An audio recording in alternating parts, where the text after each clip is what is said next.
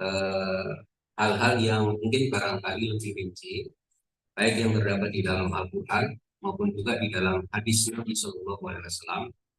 Dan insya Allah nanti di akhir juga akan saya tunjukkan beberapa makalah para alim ulama terkait dengan ilmu ini.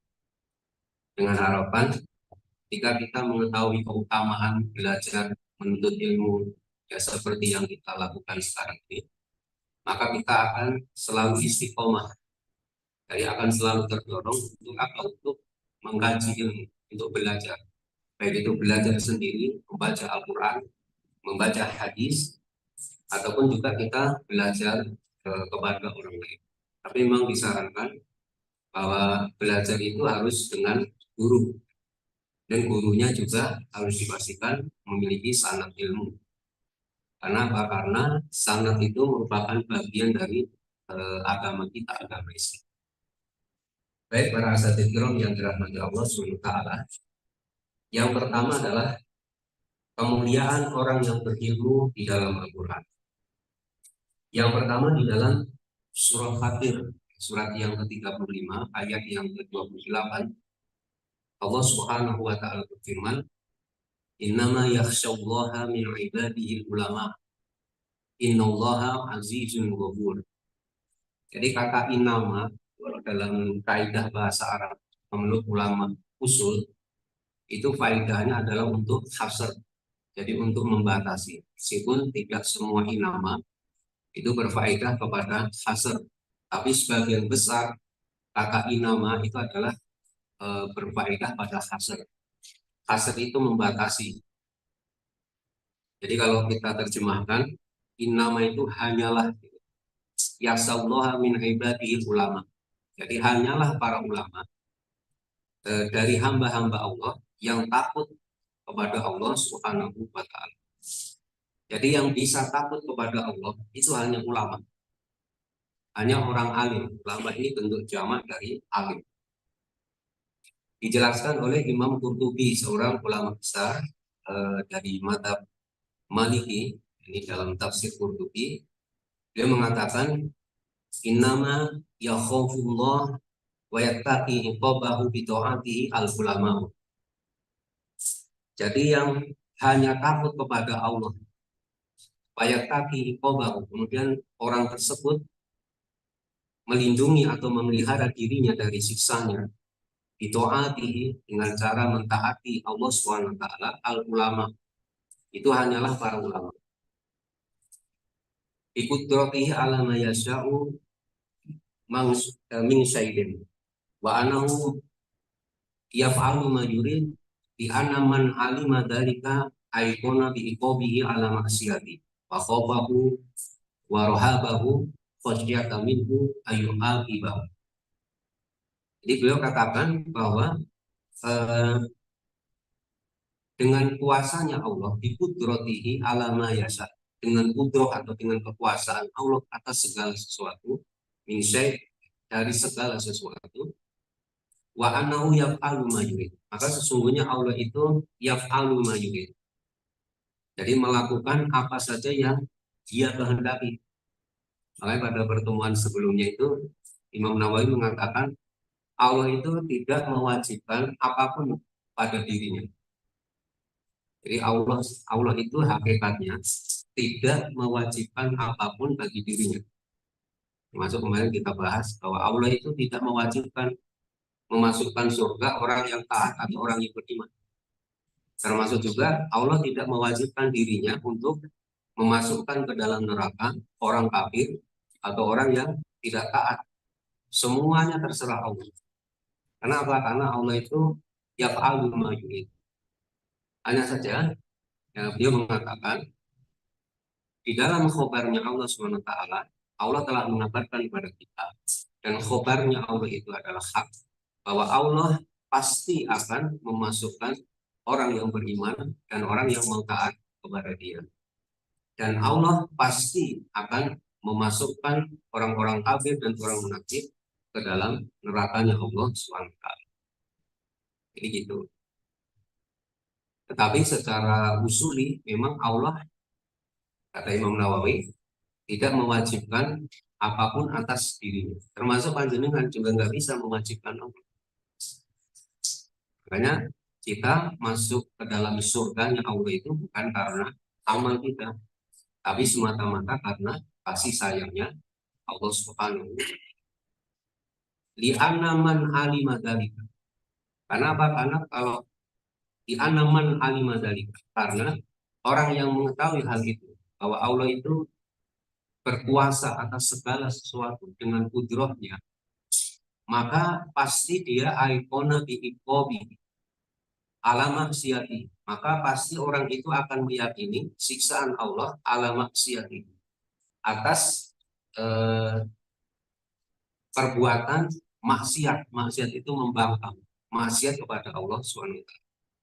Fakhofahu, maka dia pasti akan takut kepada Allah Subhanahu wa taala, warohabahu, dan dia pasti akan gentar kepada Allah, khosyatan minhu, karena takut kepada Allah Subhanahu wa taala, ayu akibahu, bahwa Allah akan menyiksa itu.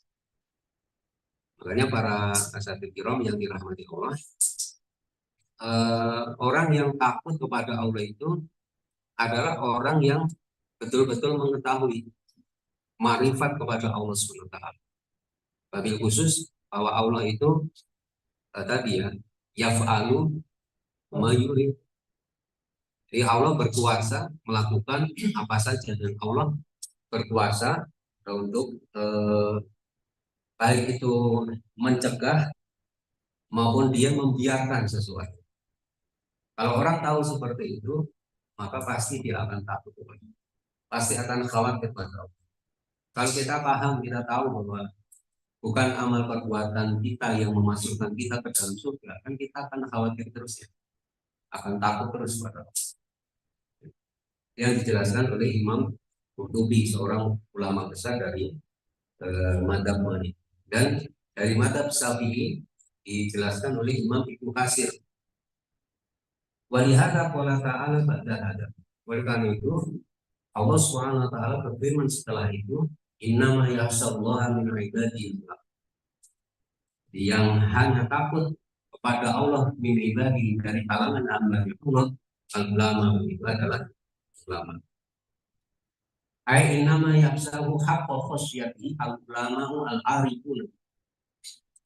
Maksudnya adalah innama yakhshahu haqqa khasyati, sesungguhnya orang yang benar-benar bisa takut kepada Allah, haqqa khasyati, dengan sebenar-benarnya takut kepada Allah, al-ulama'u al-arifun, para ulama yang dia mengenal Allah, arifun.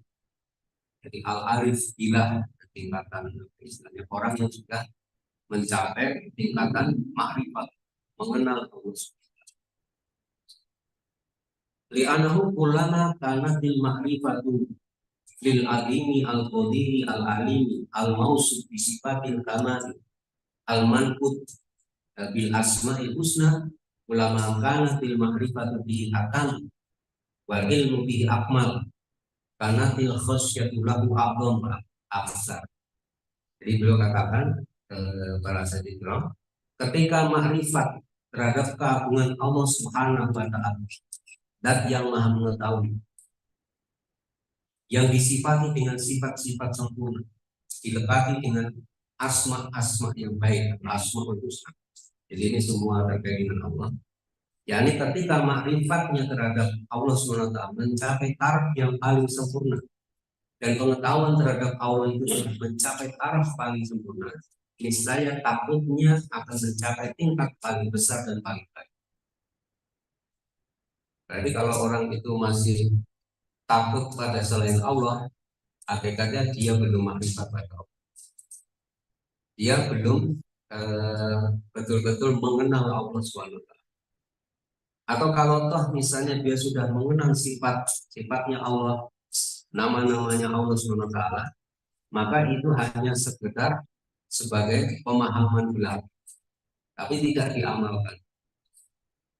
Makanya kata Imam Syafi'i, jadi ilmu itu bukan banyaknya orang hafal.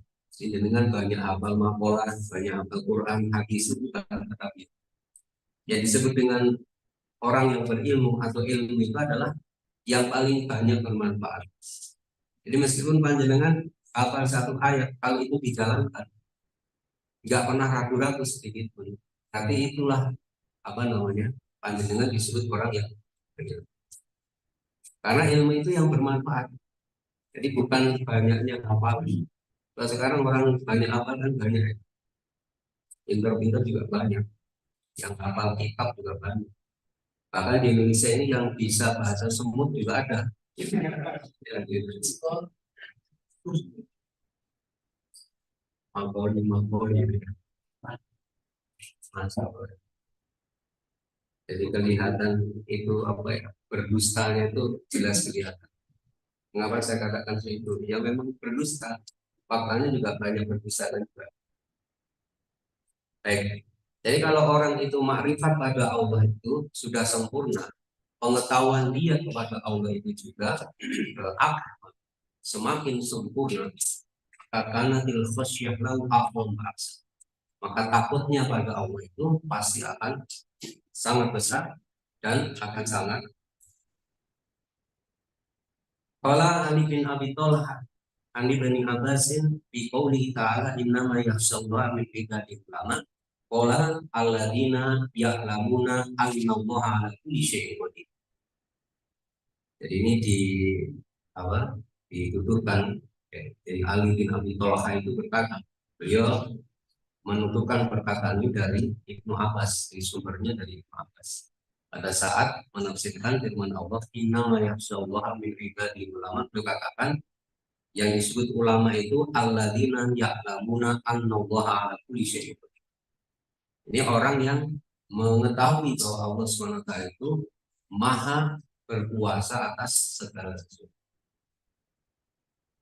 Artinya panjenengan takut kalau panjenengan betul-betul menghayati, mendalami, kemudian meresapi makna apa namanya, Anallaha 'ala kulli syai'in qadir. Insyaallah panjenengan pasti akan takut. Sekarang masih khawatir juga ya. Masalahnya kita belum mati, kita masih ada jarak yang kita juga nggak tahu. Apakah kita meninggal dalam keadaan husnul khotimah atau justru sebaliknya? Kita juga tidak. Allah ala kulli syai'in qadir. Allah berkuasa membolak-balikkan hati seseorang. Hanya para sakit yang dirahmati Allah, alhamdulillah ya, kita itu masih bisa berkawan dengan orang-orang yang baik, orang-orang yang ingat kepada Allah. Dengan kita bisa saling mengingatkan satu dengan yang lain. Itu kira-kira maknanya. Jadi Allah sendiri telah mengatakan bahwa orang yang bisa takut kepada Allah itu hanya para ulama. Sedangkan khasyah atau takut itu, kalau di dalam penjelasan para ahli ulama, itulah hakikat ilmu. Jadi ilmu itu bukan paling banyaknya meriwayatkan hadis, tetapi ilmu itu siapa yang paling banyak takut pada Allah. Kalau orang nggak takut sama Allah, walaupun dia banyak hafal, banyak menguasai perbendaharaan ilmu di dalam Islam, maka pada hakikatnya orang itu tidak disebut sebagai ulama. Kemudian yang berikutnya di dalam surah Al-Baqarah ayat 269. Jadi di sana Allah berfirman, yu'til hikmata may yasha'u wa may yu'tal hikmata faqad utiya khairan katsiran. Wa ma yadhakkaru illa ulul albab. Allah menganugerahkan al-hikmah. Hikmah di situ artinya kefahaman yang dalam tentang Al-Quran dan Sunnah kepada siapa saja yang Allah kehendaki. Dan barang siapa dianugerahi hikmah, maka ia benar-benar telah dianugerahi karunia yang baik. Makanya para asatid, kalau panjenengan itu istilahnya banyak mengetahui ilmu-ilmu di dalam agama Islam, ilmu-ilmu syariat, maka panjenengan harus bersyukur pada Allah. Karena hakikatnya panjenengan diberi anugerah yang sangat sangat banyak oleh Allah. Termasuk kalau panjenengan itu berusaha untuk mendapatkan ilmu, maka itu juga dicatat sebagai bagian anugerah dari Allah SWT yang juga sangat agung. Karena tidak semua orang itu mau belajar ilmu-ilmu syariat. Tapi di zaman sekarang ya, jangankan gitu orang yang ngerti agama saja, kalau anaknya nggak bisa baca Al-Quran, tenang-tenang aja tuh. Lebih lebih tenang kalau anaknya itu bisa bahasa Inggris, ya kan? Atau anaknya bisa menguasai matematika dan sebagainya. Anaknya nggak sholat, biarin. Anaknya buka aurat juga dibiarin. Tapi pada hakikatnya dia tidak memahami hakikat anugerah yang terbesar dari Allah. Jadi anugerah terbesar itu pada saat panjenengan diberi ilmu. Ya tadi saya sampaikan ilmu itu jangan panjenengan bayangkan tadi banyaknya orang hafal atau menguasai, tapi banyaknya takut kepada. Jadi kalau panjenengan takut pada Allah, panjenengan itu orang berilmu. Kira-kira seperti itu. Oke. Ini saya kutipkan ya satu penjelasan yang ini apa istilahnya ada di dalam eh, kitab ini Imam Ibnu Mandur ya, dalam kitab Lisanul Arab. Imam Ibnu Qurafi Lisanul Arab. Lisanul Arab itu kitab kamus. Jadi itu diriwayatkan bahwa Ibnu Mas'ud radhiyallahu taala anhu beliau pernah berkata, "Laisal ilmu bi kasratil hadis, walakinnal ilma bil khasyah." Jadi ilmu itu bukan pada banyaknya hadis, ya, banyak meriwayatkan hadis. Kalau orang meriwayatkan banyak hadis, berarti dia juga hafal banyak hadis. Bukan itu kata Ibnu Mas'ud. Tapi ilmu itu adalah khasyah, pada takutnya pada Allah. Makanya kalau ada orang walaupun ilmunya sedikit, tapi dia semakin takut sama Allah, dapat ilmu sedikit tapi dia amalkan itu ilmunya, maka pada hakikatnya orang tersebut telah meraih hakikat dari seorang yang alim. Jadi dia mengetahui. Kemudian ini ada satu riwayat juga telah meriwayatkan kepadaku Al-Musanna, beliau berkata telah meriwayatkan kepada kami Ishaq, dia berkata telah meriwayatkan kepada kami Ibnu Abi Ja'far dari ayatnya dari Ar-Rabi mengenai firman Allah SWT, yu'til hikmah ma yasha wa man yu'til hikmah ila akhir, beliau katakan yang dimaksud hikmah itu adalah al-khasyah. Jadi ini salah satu penafsiran dari kata al-hikmah ya, yang tadi ya disebut di dalam surah Al-Baqarah tadi. Tapi khasyah di sini adalah salah satu penafsiran karena hikmah ini banyak arti. Ada yang artinya adalah ya ilmu itu sendiri. Tapi ini saya kutipkan bahwa sebagian ulama menafsirkan kata hikmah. Kalau orang diberi hikmah itu berarti dia diberi kebaikan yang sangat banyak.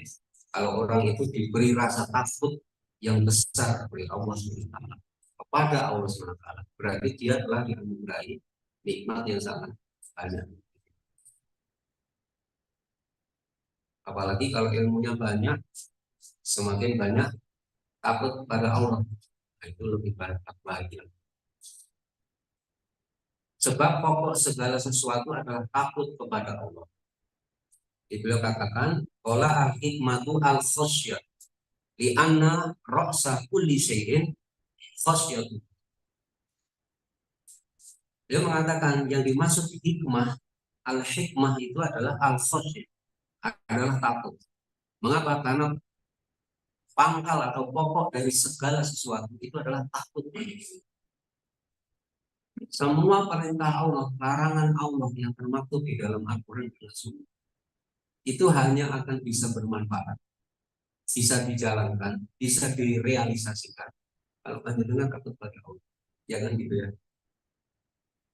Hanya orang yang takut pada Allah yang menjalankan perintah Allah. Hanya orang yang takut pada Allah, orang yang bisa menjauhi larangan Allah. Kalau nggak takut sama Allah, walaupun dia ngerti banyak larangan, kadang-kadang larangan itu diubah sama dia. Walaupun orang itu banyak tahu perintah-perintah Allah, terutama yang wajib, tapi kalau dia tidak takut sama Allah, kadang-kadang perintah itu dirubah, disesuaikan dengan keinginan-keinginan itu. Jadi akhirnya orang itu kalau ini orang punya ilmu tapi enggak menjalankan ilmu itu, pada hakikatnya orang itu tidak pernah takut kepada Allah. Jadi harus dipahami seperti itu. Kalau panjenengan tahu ilmu, harus segera dilaksanakan, jangan ditunda-tunda.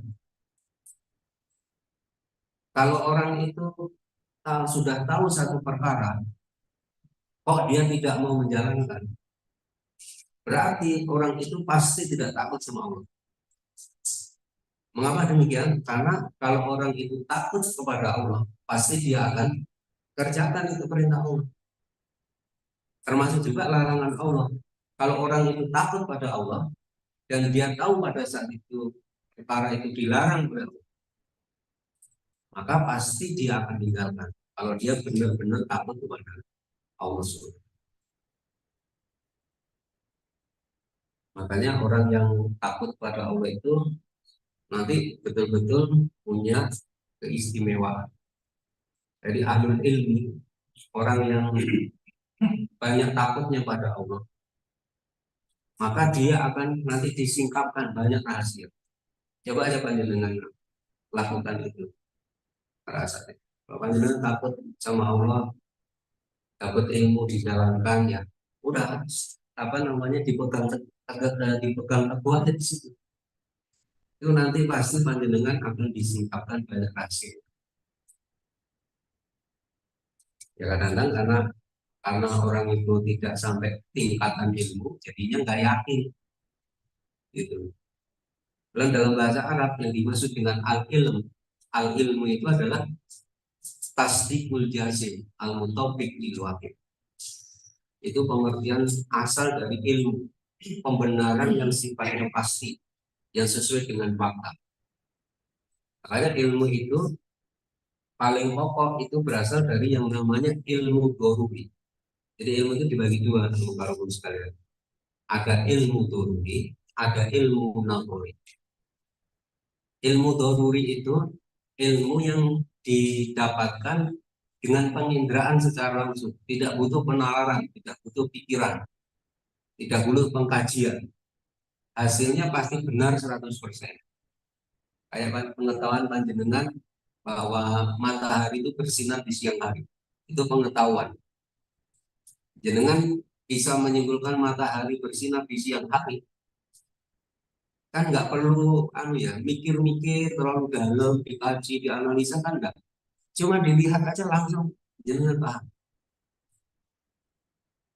bahwa air itu bisa menghilangkan rasa haus kita. Kemenyeluruhan itu lebih besar daripada yang parsial. Itu sudah diketahui dengan cara yang badi. Doruri itu badi, badi itu alami. Dengan lihat aja. Kayak panjenengan yakin akan eksistensi Allah, Al-Khaliq Al-Mudabbir, itu juga dengan penginderaan secara langsung. Adanya alam semesta yang begitu teratur dan rumit ini, tidak mungkin itu istilahnya kalau nggak ada yang mencipta. Jadi pengetahuan bahwa alam semesta itu pasti ada penciptanya itu 100% dinamis. Itu namanya ilmu baru. Kayaknya ada yang ikut dari Mekah.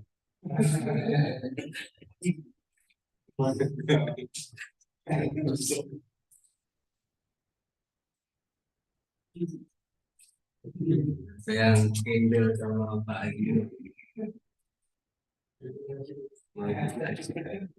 Iya.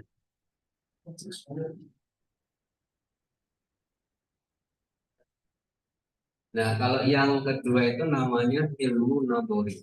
Kalau ilmu nabori itu pengetahuan yang dihasilkan dengan pengkajian. Ya, dengan tahu bahwa sholat itu syarat sahnya itu harus suci, harus tohar. Itu harus dengan pengkajian. Kemudian kalau wudhu itu hukum asalnya harus menggunakan air mutlak, harus dengan air mutlak. Nanti kalau air mustakmal gimana? Itu ada diskusi di kalangan para ulama. Kalau di atas apa namanya 20, yaitu dia tidak akan dikenai najis kalau apa di madzhab Syafi'i. Pengetahuan seperti itu didapatkan dengan cara pengkajian. Itu namanya ilmu nadzuri. Ilmu nadzuri itu kebanyakan sifatnya doni. Doni itu nggak sampai 100%. Tapi tergantung dalilnya. Kalau dalilnya bukti, itu nanti pengkajiannya itu menghasilkan perkara yang baik. Kemudian di dalam Al-Quran, di dalam surah Al-Mujadilah, ayat yang ke-11, di sana Allah berfirman, ini saya langsung ini aja. Yarfa'illahu alladhina amanu minkum walladhina utul ilma darajat. Wallahu bima ta'maluna khabir. Jadi niscaya Allah akan meninggikan orang-orang yang beriman di antaramu dan orang-orang yang diberi ilmu pengetahuan beberapa derajat. Di sini Allah menyatakan yarfa'illahu alladhina amanu. Jadi Allah itu akan meninggikan orang-orang yang beriman di antara kalian, walladzina utul ilm, orang-orang yang diberi pengetahuan atau diberi ilmu, darajat berjamaah, beberapa derajat atau beberapa tingkatan. Makanya orang yang beriman itu dilebihkan di atas orang yang tidak beriman. Beberapa derajat kita juga enggak. Tapi kalau ada orang beriman, dia juga punya ilmu, maka dia akan ditinggikan derajatnya di atas orang yang beriman tapi tidak beriman. Seperti itu penjelasan. Jadi Imam At-Tabari, beliau di dalam tafsir Tabari mengatakan Allah SWT meninggikan orang-orang yang diberi pengetahuan dari kalangan ahli iman di atas orang-orang beriman yang tidak diberi, lantaran keutamaan ilmu mereka beberapa derajat. Jadi para asatid kalau panjenengan dapat ilmu, atau setidaknya kalau kita ini kan harus merasa ya, jangan pernah merasa sudah banyak ilmu, jangan, itu salah. Panjenengan kalau udah merasa banyak ilmunya biasanya nggak mau tolak, nggak mau belajar. Itu insya Allah nanti saya akan sampaikan makalah. Itu benar-benar menyalahi tradisinya para alim ulama, tradisinya orang-orang muslim yang ditinggikan derajat. Jadi kalau orang itu diberi ilmu atau setidaknya orang itu masih terus mau menuntut ilmu, berarti memang Allah berkehendak untuk meninggikan derajat orang. Makanya kalau orang rajin ngaji ya, ngaji di manapun ya, maka sesungguhnya kalau secara hakikat gitu ya, Allah itu masih menginginkan panjenengan untuk naik derajat gitu. Tapi kalau panjenengan sudah nggak mau belajar, sudah merasa cukup ilmunya, ya berarti sudah dimentokkan Allah di situ. Makanya kita harus terus belajar, belajar, belajar. Panjenengan kalau semakin banyak belajar, akan semakin banyak nggak tahu. Yakin saya itu.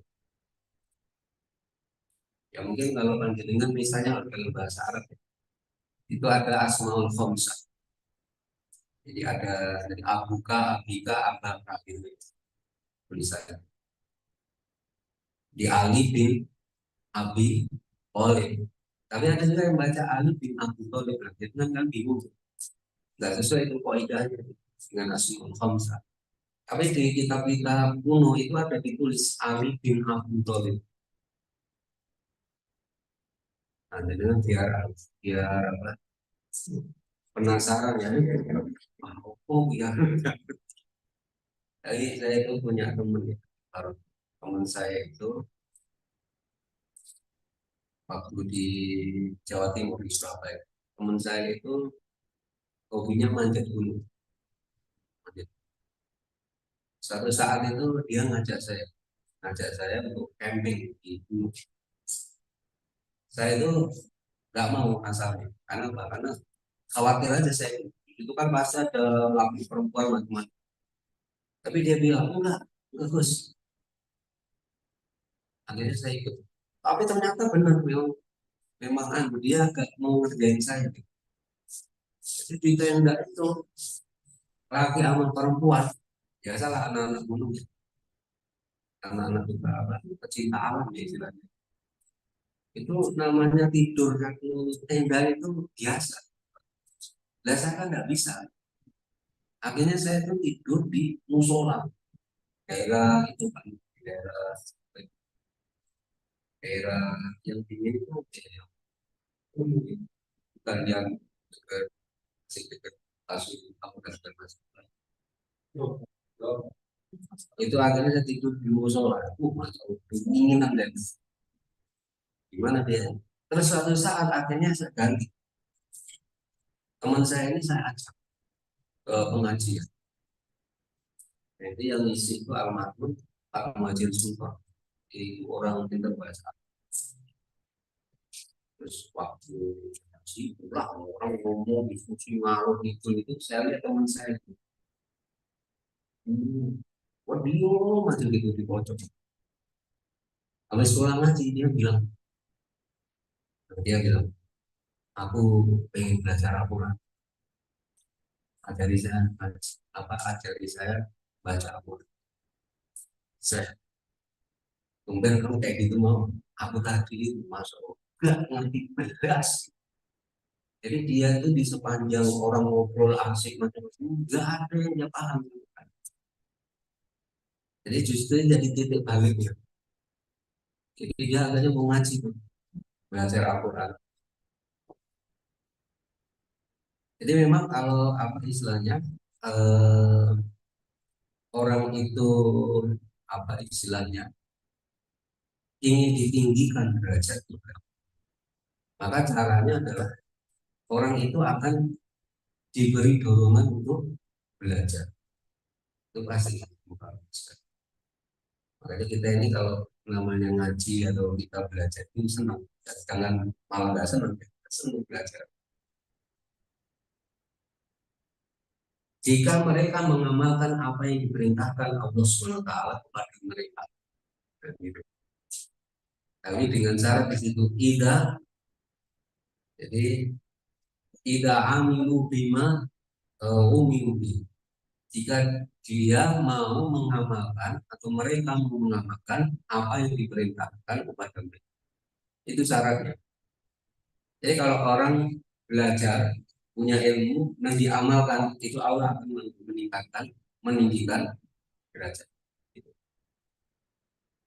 Karena memang belajar dalam Islam itu bukan untuk belajar doang, jadi bukan untuk kaya-kayaan, bukan, bukan juga untuk apa, kalau orang itu lifestyle, ya lifestyle. Di Jakarta itu orang kalau yang duitnya banyak itu dianggap kebanggaan mereka itu kalau punya buku. Jangan salah, guru ngaji itu dibanggakan sama mereka. Kali kalau guru ngajinya itu apa terkenal alim gitu ya, atau apa itu pasti dibanggakan di komunitas mereka. Saya juga punya kok guru ngaji di rumah, emang nggak pernah diamalkan gitu ilmunya. Bergaya-gayaan dong, banyak sebetulnya. Ahli ilmu jauh lebih kuat dari murid. Jadi Al-Quran disebutkan, itu pernah saya ceritakan dalam surah An-Naml ayat 38 sampai 40. Mungkin dengan pernah eh, membaca ayat ini. Jadi ceritanya Nabi Sulaiman alaihissalam itu kan pernah menggelar satu sayembara, siapa yang paling cepat mengangkat singgasananya Ratu Balqis. Ifrit, Ifrit itu maksudnya jin yang paling cerdik, paling cerdas, paling pintar. Itu dia mengatakan, aku akan datang kepadamu dengan membawa singgasana itu kepadamu sebelum kamu berdiri dari tempat itu. Ini saking cepatnya nih. Kita nggak tahu itu dari mana dia bisa melakukan seperti itu. Tapi ahli ilmi itu mengatakan bahwa aku akan membawa singgasana itu padamu sebelum matamu berkedip. Sebelum matanya Nabi Sulaiman berkedip, itu singgasana sudah indah. Ini menunjukkan pada kita bahwa orang yang punya ilmu, orang yang punya ilmu, apalagi dia sudah disingkapkan rahasia dari semua rahasia, maka dia pasti akan jauh lebih kuat daripada makhluk-makhluknya Allah yang paling kuat apapun di dunia. Kan kita ini kan enggak tahu rahasianya Allah. Allah itu mengatur alam semesta ini dengan aturan-aturan tertentu. Kalau panjenengan memahami semua, maka panjenengan akan menjadi orang yang dianggapnya paling hebat, paling kuat. Orang yang misalnya begini, baru sekali ini panjenengan pernah lihat ya, ada orang yang dia disingkapkan oleh Allah SWT, dunia utama, dunia tumbuh-tumbuhan. Itu sampai dia tahu nih, metik daun itu, daun ini khasiatnya untuk apa itu? Jadi obat aja itu. Ya, ada orang-orang itu yang dia sangat dekat pada Allah. Itu punya kemampuan seperti itu. Ya. Atau dengan cara-cara yang mungkin bagi kita itu tidak masuk akal.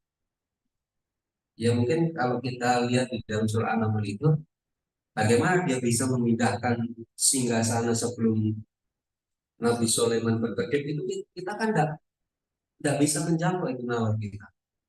Tapi faktanya memang terjadi. Sehingga kita tidak bisa menolak kebenaran itu.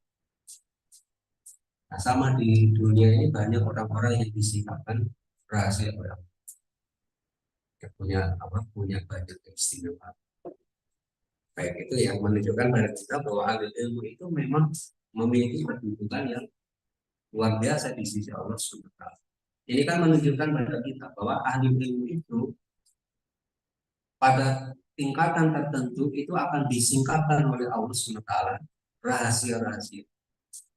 Sehingga orang itu sanggup memindahkan singgasana dari tempat jauh itu secepat kekedipan mata. Bahkan sebelum berkedip itu sudah teleportasi kalau yang zaman sekarang ini teleportasi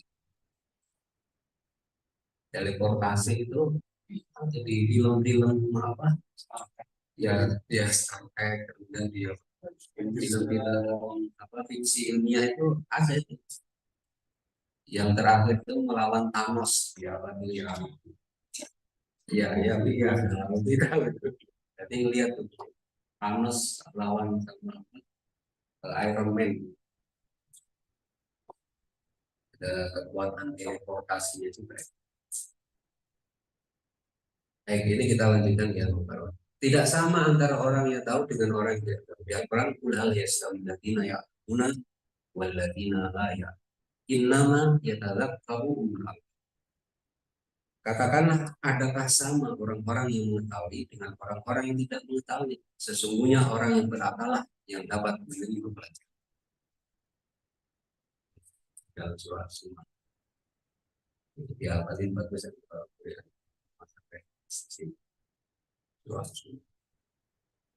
dan keutamaan ilmu dan menuntutnya di dalam sunnah Nabi Shallallahu Alaihi Wasallam. Di dalam riwayat Sahih saya ingin sebutkan beberapa saja. Kalau dengan ingin dapat yang agak lebih luas, salah satunya di dalam kitab Ilmu Sahih itu ada empat di bab tentang keutamaan ilmu. Dan kitabnya Imam Abu Zakaria An-Nawawi. Imam Bukhari dan Imam Muslim menyebutkan sebuah hadis yang Muawiyah radhiyallahu taala anhu bahwasanya Rasul sallallahu alaihi wasallam bersabda, mayulidillahu bi khairan yufaqihu fid. Barang siapa yang Allah kehendaki di dalam dirinya ada kebaikan, maka dia Allah akan memahamkan ya, diri orang di dalam diri orang itu urusan agama. Maksudnya memahamkan dalam dirinya urusan. Jadi kalau Allah itu ingin menjadikan di dalam diri panjenengan itu ada satu kebaikan, caranya bukan Allah ngasih duit yang banyak panjenengan, bukan ngasih panjenengan popularitas yang luas. Tapi kalau Allah ingin ada kebaikan di dalam diri seseorang, orang itu pasti yang pertama pasti senang belajar menuntut ilmu. Karena nggak mungkin ilmu itu didapat kalau nggak menuntut ilmu. Kalau orang itu sudah berilmu, dia amalkan, berarti memang Allah betul-betul menghendaki orang itu jadi orang yang baik. Makanya kita bersyukur ya, Iwan bilang kalau kita ini belajar, ya, sedikit juga kita amalkan. Oke. Jadi di dalam hadis dari Imam Bukhari dan Imam Muslim juga, ini dari hadisnya Ibnu Mas'ud radhiyallahu taala, Rasulullah SAW bersabda, "La hasada illa bisnatain." Tidak ada iri dengki kecuali pada dua orang. Rajulun atahullahu malan fasallatahu ala halakati bil haq, wa rajulun atahullahu hikmah wa wayakti biha wa yu'allimu. Nabi mengatakan tidak ada iri dengki kecuali kepada dua orang. Yang pertama, seorang laki-laki yang Allah SWT memberinya harta, lalu dia habiskan hartanya itu ke jalan kebenaran. Dengan bersyukur kalau bisa sih. Makanya ibadahlah kalau panjenengan punya harta, seseorang itu bisa dilihat apa ya istilahnya itu karakternya, karakter orang itu. Termasuk juga orang itu bisa dilihat orang itu baik atau tidak, itu salah satunya. Bisa kita lihat bagaimana cara dia mengelola harta. Kalau seseorang punya harta, ini kalau orang yang berilmu, walaupun harta itu sedikit, pasti dia gunakan untuk kebaikan. Dia harus pastikan bahwa harta yang dia punya itu benar-benar dimanfaatkan untuk jalannya Allah. Itu orang yang menunjukkan bahwa hartanya itu menjadikan dirinya jadi baik. Tapi ada juga kan ya orang itu punya harta, hartanya itu digunakan bukan untuk jalan kebenaran. Kalau bantu kemaksiatan. Kemaksiatan itu jangan dengan bayangkan hanya misalnya apa dengan punya duit kemudian pergi ke apa prostitusi juga. Dengan misalnya bantu organisasi atau partai yang itu bertentangan dengan Islam, jenengan itu jenengan juga tidak arif di dalam menggunakan itu, nanti juga akan dimintai bertanggung jawab. Baik. Ya. Jadi orang yang wajib kita itu istilahnya iri itu artinya kita juga berhasrat ya ingin seperti orang itu adalah yang pertama adalah seorang laki-laki yang Allah memberinya harta lalu dia habiskan harta. Dan yang kedua, seorang yang Allah memberinya ilmu atau hikmah lalu ia memutuskan perkara dengan ilmu itu dan mengajarkan ilmu. Jadi ilmunya memang kepakai, bukan disimpan dan dipakai selama. Baik. Di dalam hadis yang diriwayatkan oleh Imam Bukhari dan Imam Muslim juga, Nabi mengatakan, "Wallahi demi Allah, la ayahdi Allah bika rajulan wahidan khairul laka umurin na'am." Demi Allah, sungguh Allah SWT menunjuki seorang laki-laki lantaran dirimu, maka itu lebih baik daripada onta yang berwarna. Jangan nggak akan mungkin kamu kalau bisa menunjuki orang itu ke dalam kebaikan. Kalau panjenengan tidak menuntut ilmu, panjenengan tidak memiliki ilmu, cara apa kita memahami. Onta yang berwarna merah itu kenikmatan yang menjadi simbol prestisnya orang-orang Arab, ya, kemewahan. Tapi kalau orang yang paham apa istilahnya itu, panjenengan bisa memberikan petunjuk, ngasih pengetahuan pada seseorang, atau orang itu dapat petunjuk dari Allah lantaran panjenengan, itu jauh lebih prestis dibandingkan yang tadi dengan dapat onta yang berwarna. Kemudian memudahkan jalan menuju surga. Wa man salaka tariqan yaltamisu fihi ilman sahalallahu lahu tariqan ilal jannah. Barang siapa menempuh jalan untuk mendapatkan ilmu, niscaya Allah akan memudahkan bagi dirinya jalan menuju surga. Hadis insya Allah. Hadis dari Imam Muslim. Kemudian di dalam hadis dari Imam Muslim, man da'a ila huda sana lahu minal ajri mislu ujuri man tabi'ahu la yanqusu dzalika min ujuri. Siapa saja yang menyeru pada petunjuk maka ia mendapatkan pahala, dan pahala dari orang itu tanpa mengurangi sedikit pun pahala dari mereka. Ini juga sama, menunjukkan keutamaan orang yang menyebarkan ilmu. Dengan nggak mungkin bisa menyebarkan ilmu kalau belum ilmu. Dengan nggak mungkin berilmu kalau tidak belajar. Kemudian di dalam hadis Imam Muslim, idza mata ibnu Adam inqata amaluhu illa min salasin. Sedaqatin jariyatin aw ilmin yuntafa'u bihi aw waladin sholihin yad'u. Jika anak Adam mati, terputuslah pahala amalnya kecuali 3 hal. Yang pertama sedekah jariah, ilmu yang bermanfaat, dan anak soleh yang mendoakan. Gitu ya, sedekah jariah ini kayak wakaf. Dengan habisnya punya wakaf. Walaupun misalnya cuma mushaf Al-Quran, beli Al-Quran, tahu dalam isi, bisa untuk diri panjenengan sendiri atau untuk dua orang tua, atau keluarga. Jangan sampai nggak punya.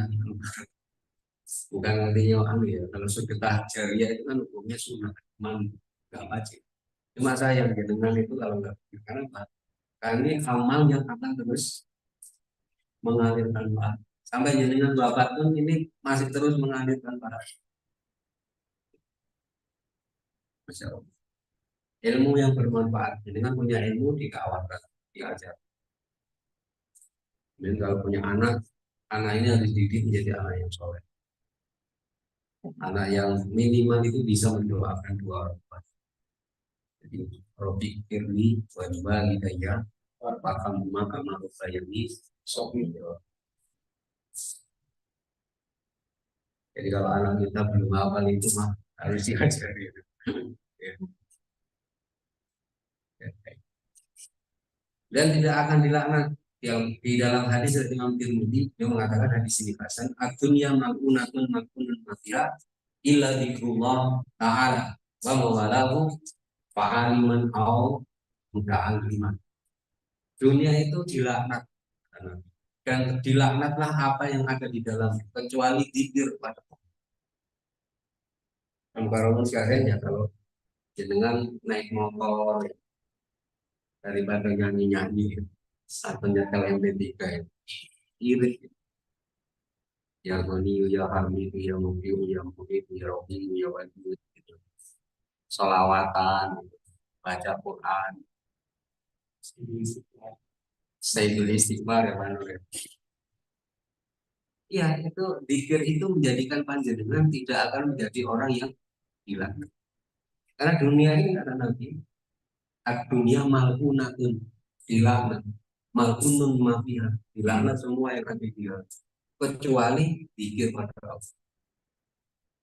Jangan remehkan zikir kalau sekali. Kalau panjenengan pengen tenang itu zikir. Jadi kalau panjenengan ini kalau boleh saya sharing ya. Panjenengan itu kalau bunda macam-macam segera zikir. menyebut asma Allah atau sifatnya Allah. Misalnya jenengan kok marah-marah gitu, ya zikir ya Latif, ya Latif, ya Latif, ini belum ya Latif, ya Latif, gitu ya. Kalau panjenengan misalnya dalam keadaan gundah gulana, dalam keadaan gundah gulana, bisa pikir dengan pikir-pikirnya apa para nabi itu. Ya, banyak itu yang diajarkan. Kemudian kalau panjenengan misalnya sakit, ada pikirnya, pikirnya Nabi apa itu? Nabi Ayub alaihissalam. Saya mungkin pernah dalam pikir. Kalau panjenengan misalnya ketakutan, itu ada pikirnya. Dan ingin mencapai apa namanya hajat-hajat panjenengan. Misalnya panjenengan punya hajat yang muskil, nggak mungkin, mustahil. Itu disarankan misalnya selama 40 hari tiap malam gitu. Panjenengan baca la ilaha illallah subhanaka itu setiap malam 100 kali. Coba nanti setelah 40 hari, insya Allah di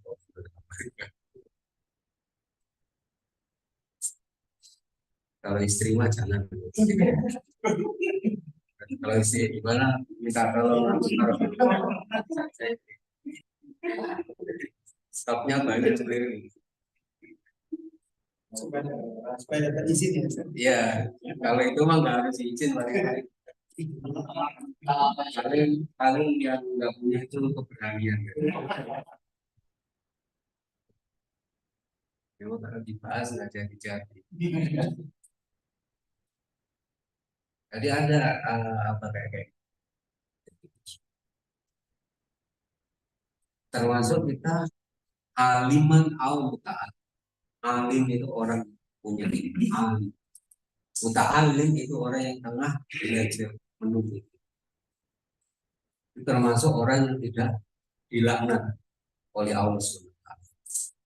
Aliman au muta'alim.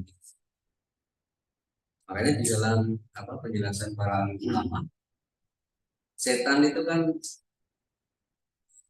nggak akan takut dengan ibadahnya orang-orang bodoh. Tapi setan itu jauh lebih takut kalau orang alim, walaupun dia itu orang alim. Makanya Al-Mukarram Musyadat, kalau tahu ilmu, ya harus dipraktekkan. Jangan dihindar. Kalau saya takut manusia. Dan penuntut ilmu mendapat pahala fisabilillah.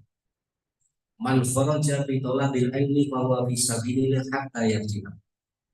Barang siapa keluar dalam menuntut ilmu, maka ia berada di jalan Allah hingga kembali. Jadi yang paling jauh dan mana kita ya?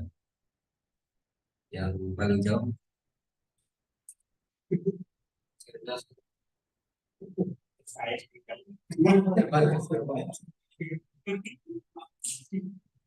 ya itu dengan sejak keluar dari rumah itu sampai ke sini itu dihitung pahala fisik sampai pas dengan kembali lah. Iya, itu keutamaan orang yang menuntut ilmu. Man kharaja bi thalabil ilmi fa huwa bisa billahi hatta yarji. Sampai dia kembali lagi ke rumah. Itu maksudnya itu. Ini hadis hasan. Hadis ini diriwayatkan oleh Imam At-Tirmidzi. Mendapatkan keutamaan yang tinggi. Fadlul alimi alal abidi fadli akadna. Suma qala Rasulullah SAW, inna allaha wa malaikatahu wa ahlas samawati wal ardi hatta namlaka bi ujira wa hatta ta'ala yusalluna ala alimin nasil ghaib. Nabi mengatakan keutamaan orang yang berilmu di atas seorang yang tidak berilmu seperti keutamaanku di atas orang yang paling rendah di antara. Nabi tentu nggak bisa dibandingkan dengan sahabat yang paling rendah tingkatannya. Berarti kan jauh sekali. Beliau mentafsirkan orang berilmu itu apa? Tapi sekali lagi ya yang saya akan pagi sampaikan. Orang yang berilmu itu jangan jadikan bayangkan yang hanya tadi apa ribuan hadis. Yang paling penting itu hanya takut itu. Tapi meskipun memang yang disebut orang alim, ya dia harus menguasai ilmu syariat. Seharusnya bukan hanya yang bisa berdoa sudah disebut alim, jangan. Ya. Terus kemudian beliau mengatakan sesungguhnya Allah dan malaikatnya dan penduduk yang ada di langit dan di bumi sampai semut yang ada di lubangnya, wahatal huta sampai ikan yang ada di air, la yusalluna ala muallimin nasi. Mereka itu semua bersolawat kepada orang yang mengajarkan kebaikan kepada manusia. Kalau punya ilmu disampaikan, itu didoakan oleh semua, ya semua sampai semut mendoakan. Sebetulnya gitu ya, mulianya orang yang mengajarkan kebaikan pada orang, mendakwakan Islam, mengajari masyarakat untuk menjalankan Islam. Itu didoakan oleh makhluk-makhluknya Allah, baik yang langit dan bumi. Didoakan seluruh makhluk. Ini juga di dalam hadis yang lain disebutkan man salaka tariqan yabtaghi bihi ilman salallahu lahu tariqan ila jannah fa innal malaika.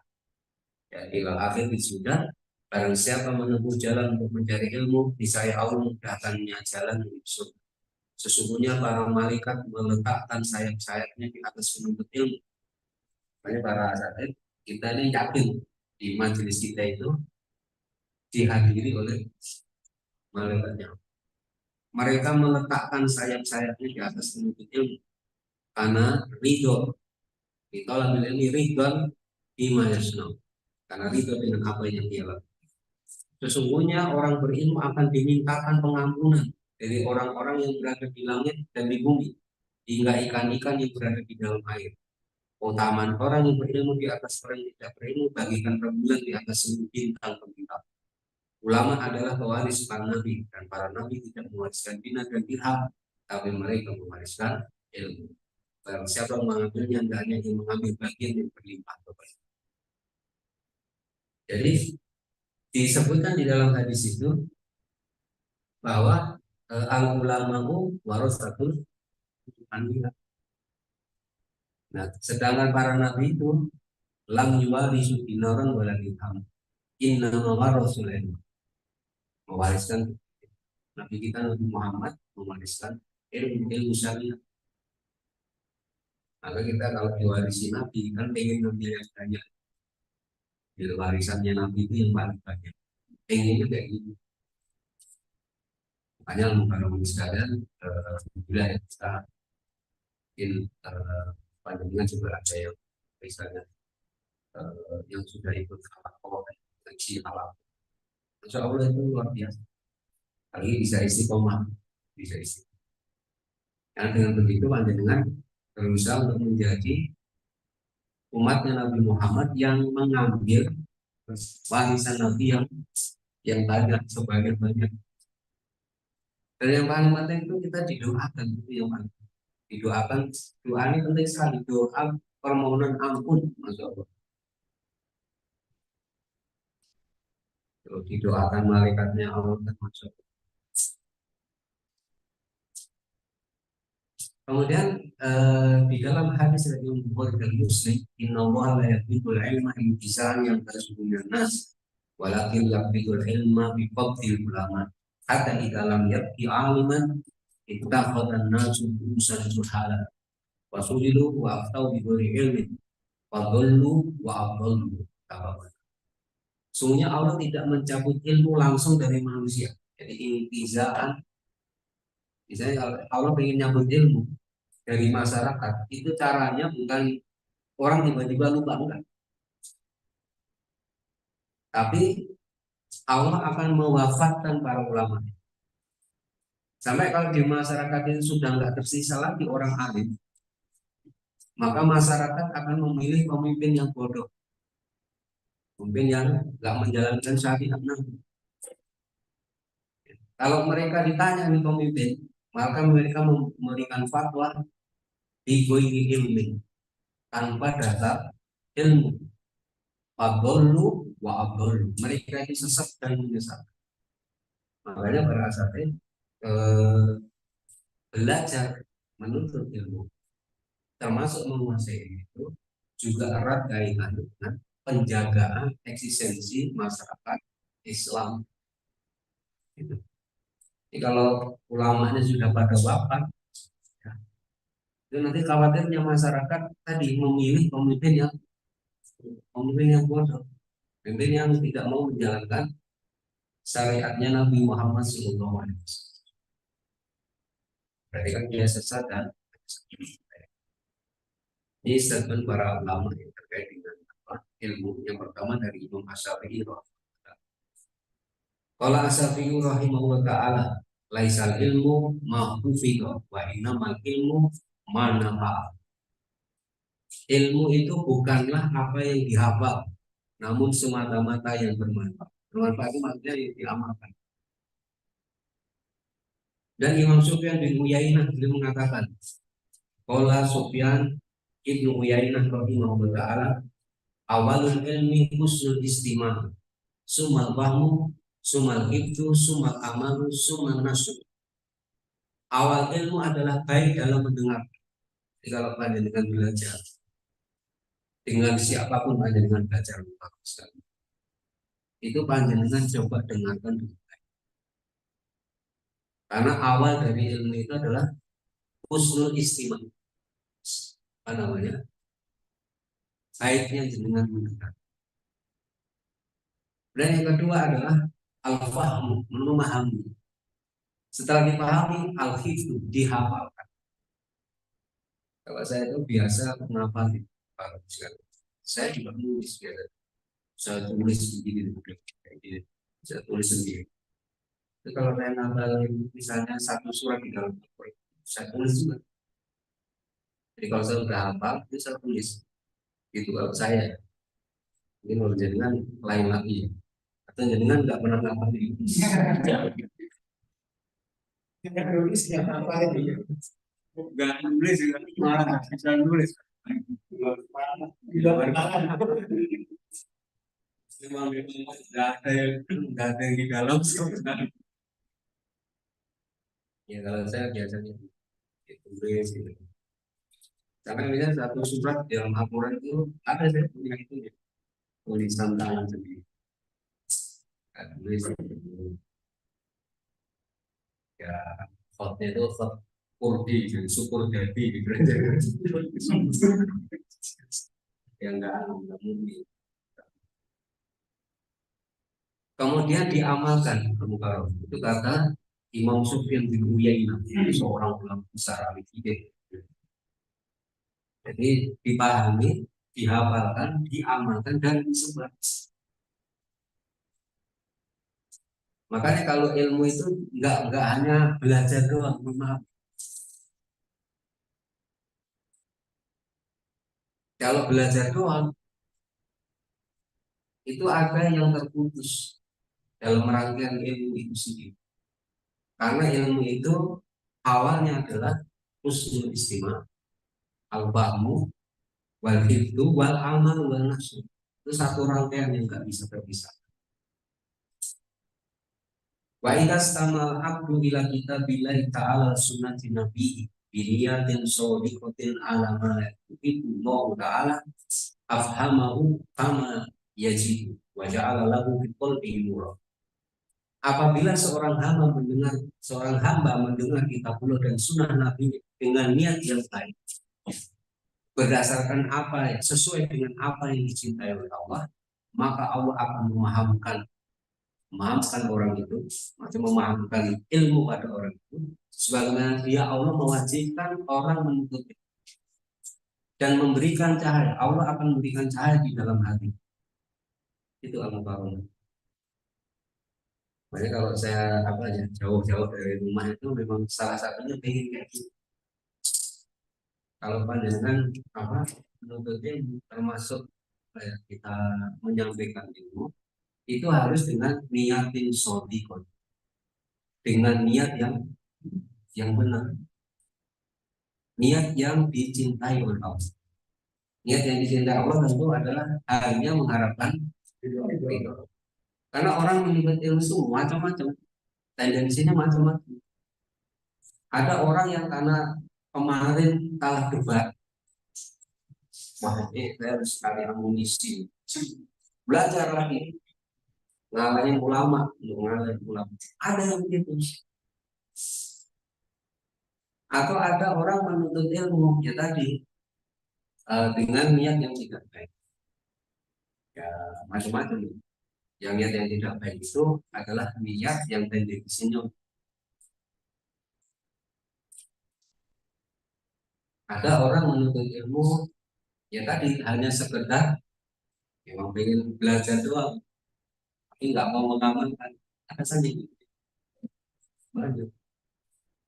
Malah begitu banyak tahu larangan, akhirnya nggak belajar gitu. Ada yang kayak gitu ya. Ya, aku tahu yang haram-haram ya gitu. Jadi saya belajar Bali kayak larangan gitu. Jadi Arab pikir Arab ya hidup saya nggak bebas gitu kan. Dipikir haram, dipikir haram. Ya kalau memang haram masa dikit-dikit gitu kan. Ya haram kan gimana lagi. Kayak gini kata Imam Sufyan bin Uyainah. Jadi kalau panjenengan ingin dapat ilmu, itu yang pertama husnul istimah, dengar yang baik. Termasuk kalau panjenengan baca yang baik, kamu kalau itu membaca sekolah. Kemudian dari Said bin Jubair rahimahullah taala dia berkata, dia mengatakan la yazal rajulu aliman maka Allah fa idza taraka ta'aluma wa dhalla anu qad istaqna wa qafa bima indahu wa ajhalu ma yakun. Jadi beliau Said bin Jubair rahimahullah taala itu pernah berkata, seorang laki-laki terus disebut sebagai orang yang alim selama dia terus mau belajar.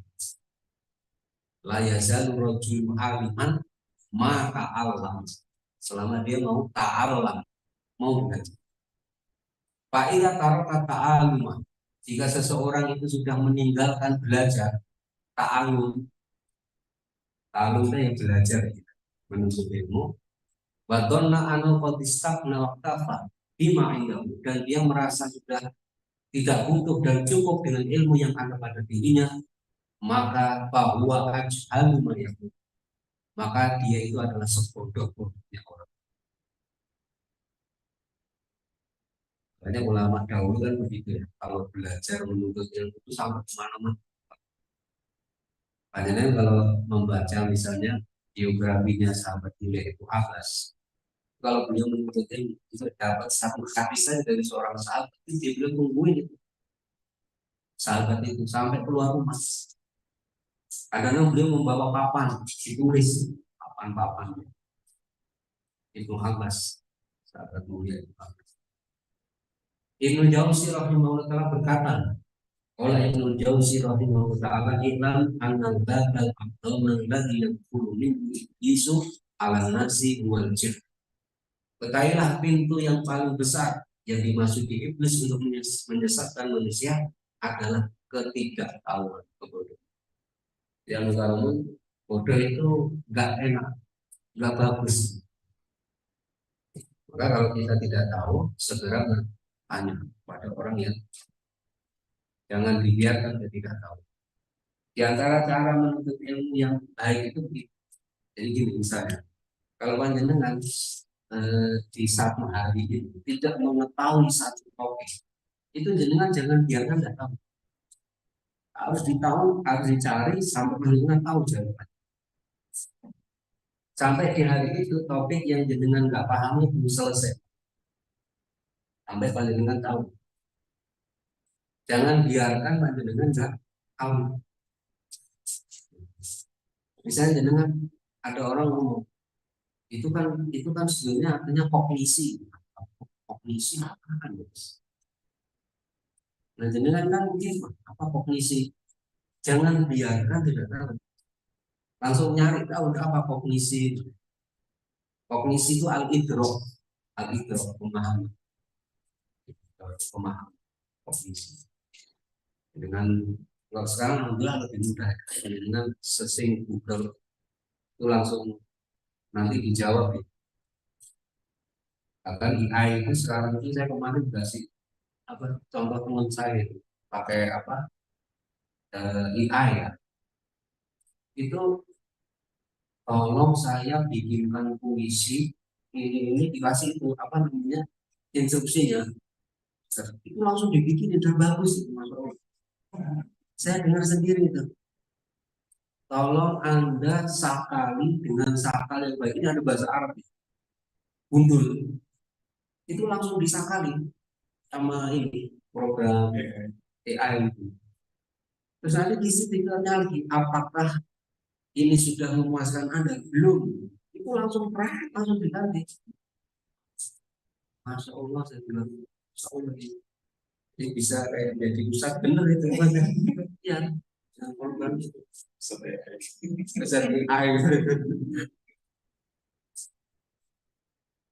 Jadi sekarang sebenarnya apa ya, eh, media untuk belajar itu banyak ya, dan apa teknik belajar pun juga sekarang berkembang dengan cepat, hasilnya juga sangat banyak. Baik, ini mungkin sampai di sini. Ini sebenarnya banyak laporan bahwa hmm, apa istilahnya, para ulama itu intinya betul-betul menekankan kepada kita agar kita setidaknya itu walaupun tidak menjadi orang alim, tapi kita minimal menjadi muta'alliman, orang yang senang belajar. Itu al-mukarram sekali. Kita terus begitu, karena ini ada fadilah. Panjenengan hati di majelis ilmu ada fadilah, ada keutamaan. Panjenengan juga mendengarkan ilmu juga ada fadilah, ada keutamaan. Baik para asatidz kiram yang dirahmati Allah, barangkali ini yang bisa Kami sampaikan di malam hari ini. Mungkin sebelum diakhiri, mungkin barangkali ada yang memberikan tambahan.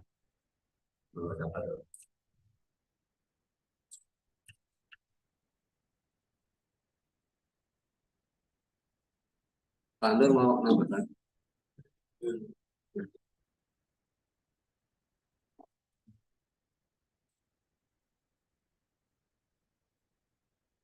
Baik para asatidz kiram yang dirahmati Allah, kalau tidak ada yang menambahkan, mungkin saya ingin membuat satu closing statement bahwa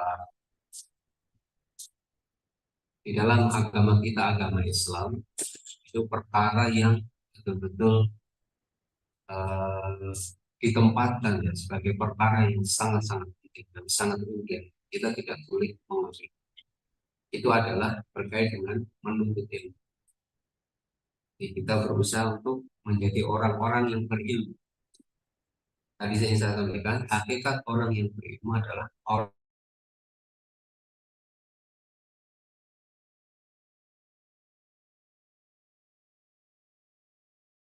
juga apa, ada satu apa ya istilah,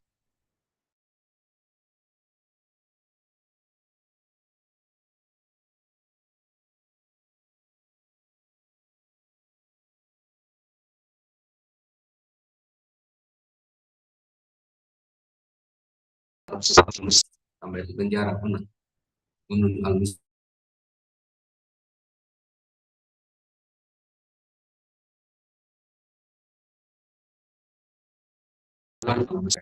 Imam Baihaqi, dan juga ada di dalam tafsir-tafsir terkemuka seperti Imam Qurtubi itu juga mengutip statementnya Gunung Almus. Beliau mengatakan an-nasu kulluhum mauta ilal ulama. Jadi semua manusia itu hakikatnya mati, kecuali ulama, kecuali orang yang berilmu. Wal ulama'u kulluhum niyamun ilal amilun. Sedangkan ulama itu hakikatnya semuanya adalah tidur. Kalau ulamanya tidur kan kami ya kurang berfaedah. Orang berfaedah. Gimana sih orang yang tidur? Kecuali orang yang amilun, kecuali orang yang ulama yang mengamalkan ilmunya. Wal amiluna kulluhum yuktarun. Orang yang mengamalkan ilmunya, para aktivisnya, orang yang mendakwahkan ilmunya, kulluhum yuktarun. Semuanya hampir-hampir terpedaya, tertipu. Illal mukhlisun. Illal mukhlisin. Illal mukhlisin. Kecuali orang-orang yang ikhlas. Wal mukhlisuna ala khotrin azim. Sedangkan orang yang ikhlas itu selalu berada di atas bahaya yang sangat besar. Jadi kalau kita lihat ya para asatid dari statement Dunun al-Misri ini, kalau manusia itu tidak sampai berilmu, itu hakikatnya dia telah mati. Tapi kalau dia sudah berilmu, tidak mengamalkan ilmunya, hakikatnya seperti orang tidur, nggak bermanfaat. Tapi jenengan juga harus waspada. Orang yang mengamalkan ilmu, jadi al-amilun, orang yang mengamalkan ilmu, hampir semuanya terpedaya, tertipu, kecuali orang yang ikhlas. Makanya para asatid, kita di dalam menjalankan ilmu yang kita dapatkan itu semata-mata memang hanya karena ingin dapat ridhonya Allah. Supaya jenengan nggak terpedaya dengan dunia ini. Tapi beliau mengingatkan wal mukhlisuna ala khotrin azim. Sedangkan orang yang ikhlas selalu berada dalam bahaya yang sangat besar. Karena orang ikhlas itu nggak takut sama manusia, takutnya hanya kepada Allah. Dalam menjalankan ilmu yang diwariskan Nabi, dia nggak akan pernah takut pada manusia. Kalau ilmunya Rasul menyuruh dia mengerjakan sesuatu, pasti dia akan kerjakan semata-mata untuk mencari ridho Allah. Dan kadang-kadang untuk mengerjakan itu dia harus menanggung bahaya yang sangat besar. Ya di negeri kita ini jenengan bicara syariat Islam saja sekarang itu kan udah kayak apa ya, nggak kayak sebelumnya. Ini betul-betul agak ditekan juga ya kita bisa syariat Islam.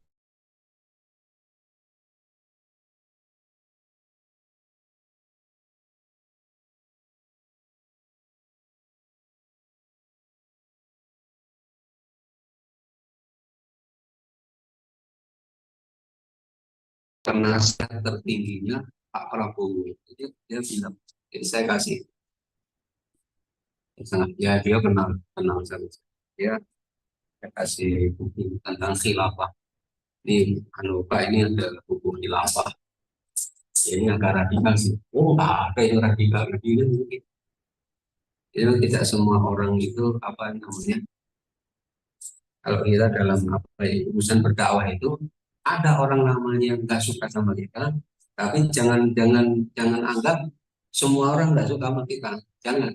Tapi masih banyak orang yang mendukung kita juga. Nah, jadi Sabitul Kiram yang dirahmati Allah, inti dari kita belajar itu memang semata-mata hanya untuk mencari ridho.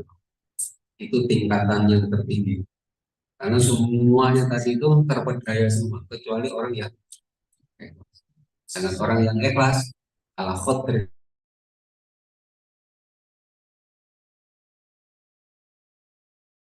Akhiri dengan kita membaca istighfar kita tadi. Kita akhiri dengan doa kafar majlis.